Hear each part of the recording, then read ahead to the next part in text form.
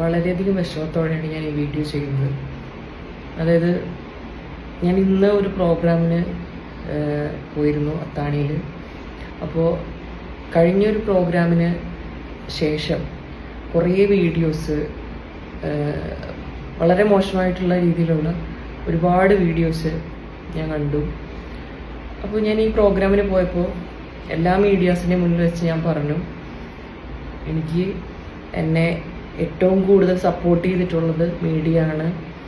ഞാൻ ഇന്ന് ഈ ഒരു അവസ്ഥയിൽ നിൽക്കുന്നുണ്ടെങ്കിൽ അതിന് എല്ലാം ഇമ്പോർട്ടൻ്റ് ആയിട്ടുള്ള അല്ലെങ്കിൽ ഏറ്റവും നല്ലൊരു പങ്ക് വഹിച്ച ആൾക്കാരെന്ന് പറയുന്ന മീഡിയ ആണ്. അതുകൊണ്ട് എനിക്ക് അവരോട് ഭയങ്കരമായ ബഹുമാനവും കടപ്പാടും എല്ലാം ഉണ്ട്.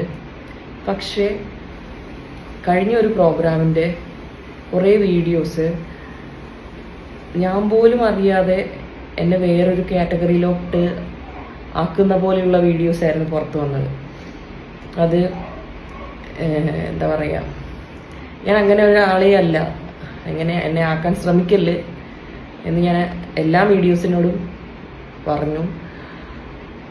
അതേപോലെ തന്നെ ഇപ്പോൾ നിങ്ങൾക്കൊക്കെ തോന്നാം, അതായത് ഞാൻ അങ്ങനെയുള്ള ഡ്രസ്സ് ധരിച്ചിട്ടല്ലേന്ന്. അങ്ങനെയുള്ള ഡ്രസ്സ് എന്ന് പറഞ്ഞ് മനഃപൂർവ്വമായിട്ട് ഒരിക്കലും ഞാൻ ചെയ്തിട്ടില്ല. അതായത് ഞാൻ കഴിഞ്ഞ ഒരു ഇതേപോലൊരു മീഡിയാസ് നടത്തിയ ഒരു ടോക്കിൽ ഞാൻ പറഞ്ഞു, എൻ്റെ അടുത്ത് അവർ ചോദിച്ചു ഡ്രസ്സ് കൊളാബാണോ എന്ന്. അപ്പോൾ ഞാൻ പറഞ്ഞു എൻ്റെ ഡ്രസ്സും എൻ്റെ ഡ്രസ്സോ ഇല്ലെങ്കിൽ എൻ്റെ സപ്ലിമെൻറ്റ്സോ ഒന്നും തന്നെ കൊളാബോ ഇല്ലെങ്കിൽ സ്പോൺസർഷിപ്പോ ഒന്നുമല്ല. എൻ്റെ ചിലവുകളെല്ലാം ഞാൻ തന്നെയാണ് നോക്കുന്നത്. ആദ്യ സമയങ്ങളിൽ എനിക്ക് ഡ്രസ്സ് പലരും ചെയ്തു തന്നിട്ടുണ്ട്, പക്ഷെ പിന്നീട് ഞാൻ സ്വന്തമായിട്ടാണ് വാങ്ങുന്നത്. ഇതെല്ലാം ഞാൻ പറഞ്ഞിട്ടുള്ളതാണ്. അപ്പോൾ ഇത് കണ്ടതിന് ശേഷം പിന്നീടുള്ള പ്രോഗ്രാമിന് എനിക്ക് വെസ്റ്റേൺ ലേഡി ഡ്രസ്സുകൾ തന്നു. അതിൻ്റെ ആ ഒരു ഡിഫറൻസ് എല്ലാവർക്കും മനസ്സിലായിട്ടുണ്ടാവും. അതായത് ഇപ്പോൾ ഈ കഴിഞ്ഞ പ്രോഗ്രാമോടെ കൂട്ടിയിട്ട് ഒരു 4 ഡ്രസ്സ് ഞാൻ അവരുടെയാണ് യൂസ് ചെയ്തിരുന്നത്.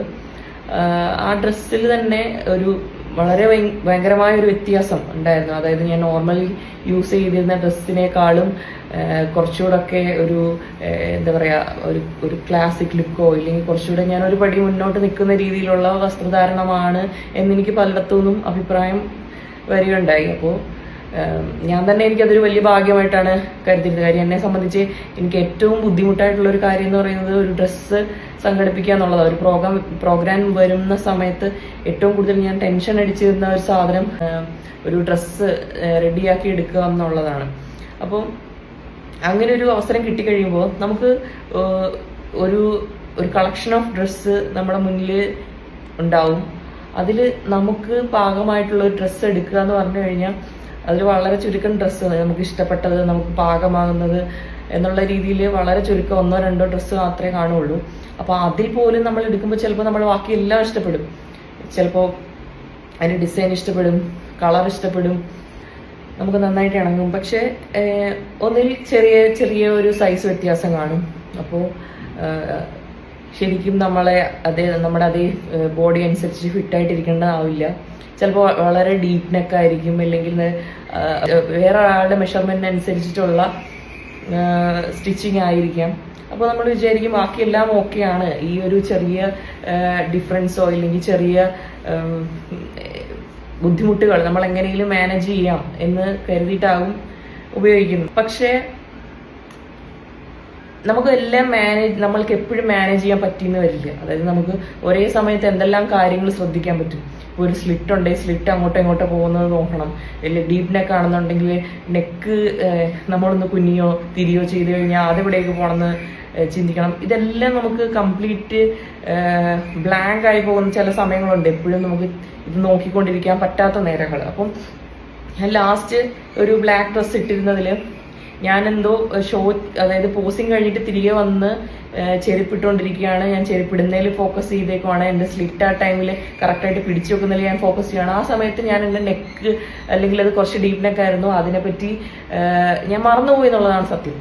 അപ്പോൾ ആ ചെരുപ്പിട്ടുകൊണ്ടിരുന്ന അത്രയും സമയം ഇത് ഫുൾ ഫോക്കസിൽ ക്ലോസപ്പിൽ എത്രത്തോളം കവർ ചെയ്യാമോ അത്രത്തോളം കവർ ചെയ്ത് പല മീഡിയാസും അതെടുത്ത് ഇടുകയുണ്ടായി. അപ്പോൾ ഇത് ഇതൊക്കെ കാണുമ്പോൾ ഞാനിത് ഒരുപാട് വീഡിയോസ് ഒന്നും എടുത്ത് നോക്കാറില്ല. പക്ഷേ ഇത് കാണുന്ന പലരും എനിക്ക് എടുത്ത് അയച്ചു തരികയാണ്, ഇങ്ങനെയുണ്ട് ഇങ്ങനെയുണ്ട് എന്ന് പറഞ്ഞപ്പോൾ നമുക്കിത് കാണുമ്പോൾ ഭയങ്കര സങ്കടം ഉണ്ടാകുന്നത്. ഇപ്പം ഇതിപ്പം ഞാൻ മാത്രമല്ല, ഇപ്പം എൻ്റെ അമ്മ കാണുന്നുണ്ട്, എൻ്റെ കുടുംബക്കാർ കാണുന്നുണ്ട്, ഇല്ലെങ്കിൽ എനിക്ക് ചുറ്റുമുള്ള ആൾക്കാരെല്ലാം ഇത് കാണുന്നുണ്ട്.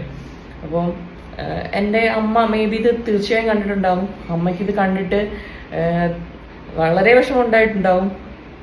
അമ്മയ്ക്കറിയാം ഒരിക്കലും ഞാൻ അങ്ങനെ ഒരാളെ അല്ല എന്നുള്ളത് എൻ്റെ അമ്മയ്ക്ക് നല്ല വ്യക്തമായിട്ട് അറിയാം.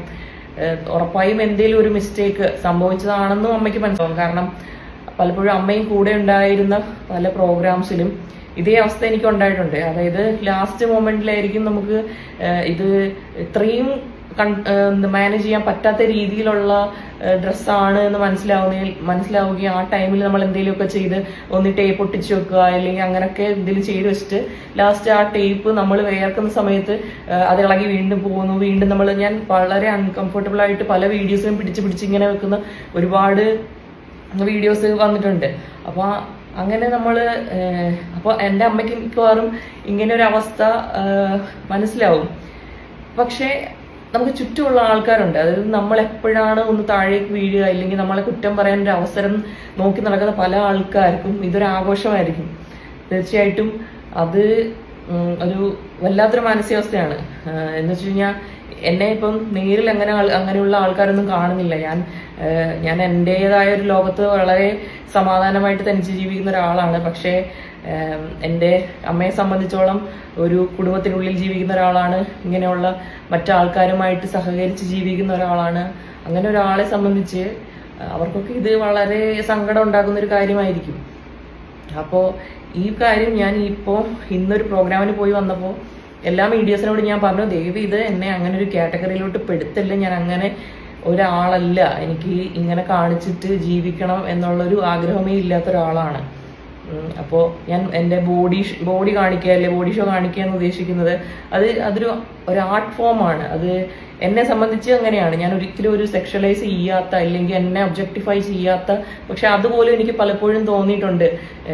എനിക്ക് ഈ പ്രോഗ്രാമിന് പോവുക എന്നൊക്കെ ഉള്ളത് സത്യം പറഞ്ഞാൽ ഒന്ന് സെറ്റിലായി സമാധാനമായിട്ട് ജീവിക്കാൻ ഒരു അവസരം കിട്ടിക്കഴിഞ്ഞാൽ തീർച്ചയായിട്ടും ഞാൻ ആദ്യം ഉപേക്ഷിക്കുമെന്ന് ആഗ്രഹിക്കുന്ന ഒരു സാധനമാണിത്. കാര്യം ഈ വല്ലപ്പോഴും ഉള്ള ഒരു അണിഞ്ഞൊഴുങ്ങി പോക്കാണെങ്കിൽ പോലും എന്നെ സംബന്ധിച്ച് എനിക്ക് മാനസികമായിട്ട് ഒരുപാട് സമ്മർദ്ദം തരുന്നൊരു സംഭവമാണ്. അപ്പോൾ ഞാൻ അതിൽ കൂടുതൽ ഇങ്ങനെയൊക്കെ വരിക എന്ന് പറഞ്ഞു കഴിഞ്ഞാൽ എനിക്ക് ഒട്ടും സഹിക്കാൻ പറ്റാത്തൊരു കാര്യമാണ്.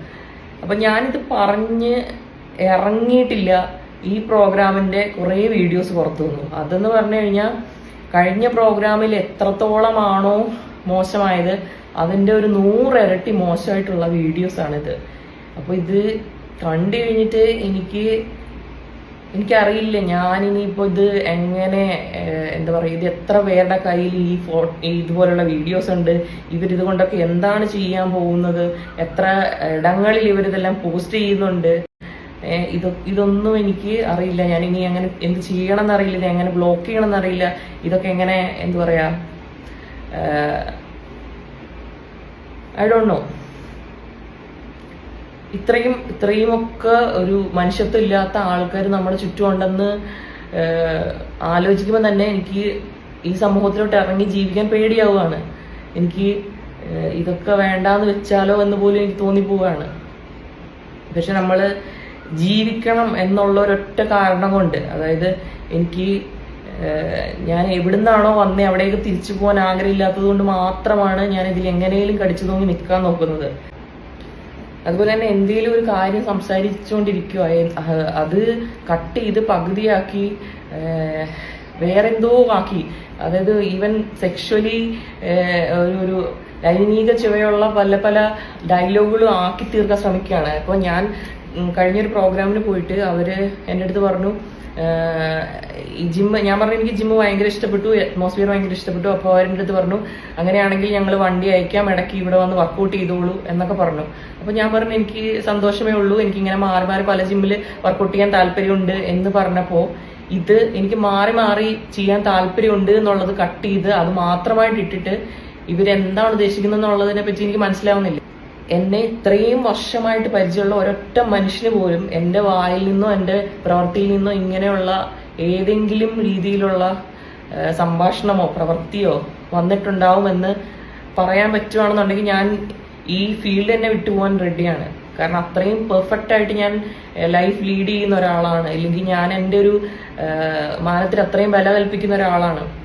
അപ്പോൾ അതിനിടയിൽ ഈ പറഞ്ഞ പോലുള്ള ഡയലോഗുകൾ പറയാനോ ഇല്ലെങ്കിൽ ഇങ്ങനെയുള്ള കാര്യങ്ങളൊക്കെ അഡ്ജസ്റ്റ് ചെയ്ത് മുന്നോട്ട് പോകാനായിരുന്നുണ്ടെങ്കിൽ ഞാൻ അങ്ങനെയുള്ള എല്ലാ സൗഭാഗ്യങ്ങളും തട്ടി തെറിപ്പിച്ചിട്ട് ഈ ഒരു എന്താ പറയുക, ഒരു വട്ടത്തിനുള്ളിൽ മാത്രം ഇങ്ങനെ കിടന്ന് കറങ്ങി കറങ്ങി ജീവിക്കുന്ന ഒരാളാണ് ഞാൻ. അപ്പോൾ എൻ്റെ ഒരു ലോകം ഞാൻ ബ്രോഡാക്കാൻ പോലും ഞാൻ ഈ ഒരു എന്താ പറയുക വിട്ടുവീഴ്ചകൾക്കും തയ്യാറാവാതെ ജീവിക്കുന്ന ഒരാളാണ് ഞാൻ. ദയവ് ഇത് എന്നെ ഇല്ലാണ്ടാക്കാൻ ശ്രമിക്കല്ലേ. സോഷ്യൽ മീഡിയയിലുള്ള പല ആളുകൾക്കും ആരതി കൃഷ്ണയെ അറിയാവുന്നതായിരിക്കും. ബോഡി ബിൽഡറായ ആരതി കൃഷ്ണയെക്കുറിച്ച് വളരെ മോശമായ വീഡിയോസുകളാണ് പുറത്തു വന്നുകൊണ്ടിരിക്കുന്നത്. ഇനോഗ്രേഷൻസിനായി അവർ പോകുമ്പോൾ പല ഓൺലൈൻ മീഡിയാസ് അവരെ വളഞ്ഞുകൂടിയിട്ട് ഓരോ ആംഗിളിൽ നിന്ന് കിട്ടുന്ന വീഡിയോസ് ഒരു രീതിയിലുള്ള എഡിറ്റിങ്ങുകളോ ഒന്നും വരുത്താതെ അത് ഡയറക്റ്റ് തന്നെ നമ്മുടെ യൂട്യൂബിലെല്ലാം ഇട്ടുകൊണ്ട് കാശ് ഉണ്ടാക്കിക്കൊണ്ടിരിക്കുകയാണ് അവരെല്ലാവരും. ഇതിൻ്റെ മുകളിൽ ഇവർ ഒരുപാട് സഫർ ചെയ്യുന്നുണ്ട്. സ്വാഭാവികമായിട്ടും സ്ത്രീകൾ വണ്ടിയിൽ ഇരിക്കുമ്പോൾ ഹൈറ്റിൽ നിന്നാണ് ക്യാമറ പിടിക്കുന്നത് എങ്കിൽ തീർച്ചയായും അവരുടെ ക്ലീവേജസ് എല്ലാം കാണാൻ സാധ്യതയുണ്ടാകും. അതെല്ലാം അതുപോലെ തന്നെ ഒപ്പിയെടുക്കുന്ന ക്യാമറ കണ്ണുകൾ നിങ്ങൾക്കെല്ലാവർക്കും വേണ്ടിയ കണ്ടന്റുകൾ അവർ നിന്നുകൊണ്ട് തരുന്നില്ലേ? കൂടാതെ എന്തിനാണ് നിങ്ങൾ അവർ വണ്ടിയിൽ കയറുന്നത് വരെ പിന്തുടർന്നു കൊണ്ടിരിക്കുന്നത്? അത്യാവശ്യത്തിനുള്ള കണ്ടന്റുകൾ അവർ എല്ലാവർക്കും നൽകുന്നുണ്ട്. ഇത് ഇവരുടെ മാത്രം കാര്യമല്ല, ഇതുപോലെ തന്നെയാണ് പല സെലിബ്രിറ്റീസിന്റെ പിന്നാലെയും ഇവർ നടന്ന് ഓരോ കണ്ടന്റുകൾ എടുക്കുന്നത്. ആവശ്യമുള്ള അത്രയും അവർ ആ വേദിയിൽ നിന്നും കൂടാതെ പുറത്തിറങ്ങിക്കഴിഞ്ഞാലും നൽകുന്നുണ്ട്. എന്നിട്ടും ഇടിച്ചു കയറി അവരുടെ സ്വകാര്യതയിലേക്ക് കടന്നു കയറുകയാണ് ഇവർ എല്ലാവരും. നിങ്ങളുടെയൊക്കെ ഈ പ്രവൃത്തി കൊണ്ട് ഒരുപാട് കുടുംബങ്ങൾ സഫർ ചെയ്യുന്നുണ്ട്. കാരണം അവർ ഒട്ടും പ്രതീക്ഷിക്കാത്ത പല കാര്യങ്ങളുമാണ് യൂട്യൂബിൽ നടന്നുകൊണ്ടിരിക്കുന്നത്. എന്തൊക്കെ മോശമായ കമന്റുകളാണ് പല ആളുകളും പടച്ചുവിടുന്നത്. ഇതുപോലെ വീഡിയോസ് അപ്ലോഡ് ചെയ്യുന്നവർ ചിന്തിക്കേണ്ടത്, നിങ്ങൾക്കും വീട്ടിൽ അമ്മയും പെങ്ങന്മാരും എല്ലാവരും ഇല്ലേ? എന്തിനാണ് ഒരു സ്ത്രീയെ നിങ്ങൾ ഇങ്ങനെ അപമാനിക്കുന്നത്? ഇങ്ങനെ വീഡിയോ ഇട്ട് കഴിഞ്ഞാലും പല ആളുകളും ചോദിക്കാൻ പോകുന്നത്, എങ്കിൽ ഇവർക്ക് മാന്യമായ വസ്ത്രം ധരിച്ചാൽ പോരെ എന്ന്. ഏത് മാന്യമായ വസ്ത്രം ധരിച്ചാലും ഇത് ഫോക്കസ് ചെയ്ത് എടുക്കുന്നവരെയല്ലേ നമ്മൾ പറയേണ്ടത്. സ്ത്രീകളാകുമ്പോൾ ചുരിദാർ ഇടുമ്പോഴോ ഇനി വല്ല ടീഷർട്ടുകളെല്ലാം ഇടുമ്പോൾ അവർക്ക് അവരുടെ ശരീരഭാഗങ്ങൾ ചിലപ്പോൾ ചില ആളുകൾക്ക് പ്രൊജക്ട് ചെയ്ത് നിൽക്കും. അതെല്ലാം അതുപോലെ തന്നെ ഒപ്പിയെടുത്ത് ഇത് അപ്ലോഡ് ചെയ്യുന്നവരെയല്ലേ നമ്മൾ പറയേണ്ടത്. ഇത് എൻ്റെ മാത്രം അഭിപ്രായമാണ്.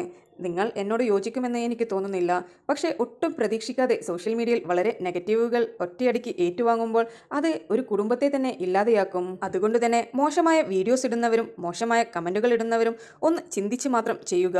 നിങ്ങൾക്ക് വീഡിയോ ഇഷ്ടപ്പെടുകയാണെങ്കിൽ ഒരു ലൈക്കും ഷെയറും സബ്സ്ക്രൈബും ചെയ്യുവാൻ മറക്കരുത്.